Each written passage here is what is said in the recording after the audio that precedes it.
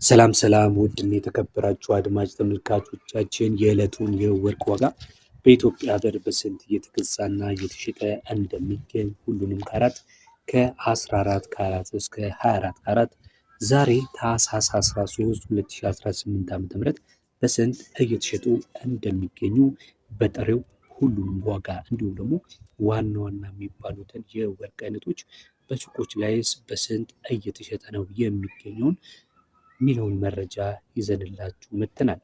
ቪዲዮን እስከ መጨረሻው እንድትከታተሉ ከወዲሁ እንጋብዛለን።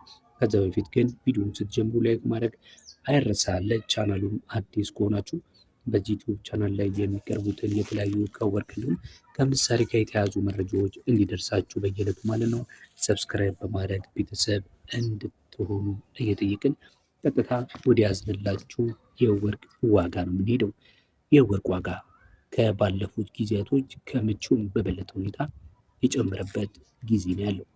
እንዴት ካላችሁ ደግሞ አብረን እንመልከተው። መልስ 14 ካራት 1 ግራም ወርቅ ዛሬ እየተሸጠ የሚገኘው 12601 ብር ከ02 ነው። 12101 ብር ከ01። ይሄ እንግዲህ የአንዱ ግራም ወርቅ ነው። ትላንትና የነበረው በ12579 ከ63 ነበር። እንግዲህ ጭማሪ አሳይቷል ማለት ነው። ቀጥሎ የምንመለከተው ደግሞ የ15 ካራቱ ነው የሚሆነው። የ15 ካራቱ 13501 ብር ከ08 ዛሬ እየተሸጠ ነው የሚገኘው በጥሬው ማለት ነው። 15 ካራት 1 ግራም ወርቅ በ13501 ብር ከ08 በመሸጥ ላይ ነው የሚገኘው። ቀጥሎ የምነግራችሁ ደግሞ የ16 ካራቱን የወርቅ ዋጋ ነው የሚሆነው። 16 ካራት 1 ግራም ወርቅ በ14401 ብር ከ16 እየተሸጠ ነው የሚገኘው።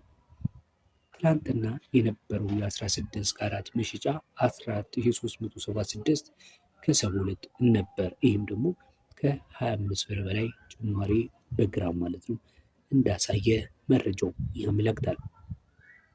ቀጥለን የምንመለከተው ተመልካች አድማጮች የዛሬ ታህሳስ 13 የ2018 ዓ.ም ባለ 17 ካራቱ በስንት እየተሸጠ እንደሚገኝ ነው።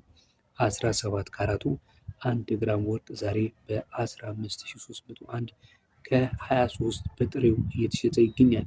ትናንት ደግሞ በ15275 ነበር። ይህም ሞስ ወደ 30 ብር በአማካይ አካባቢ ጭማሪ አሳይቷል።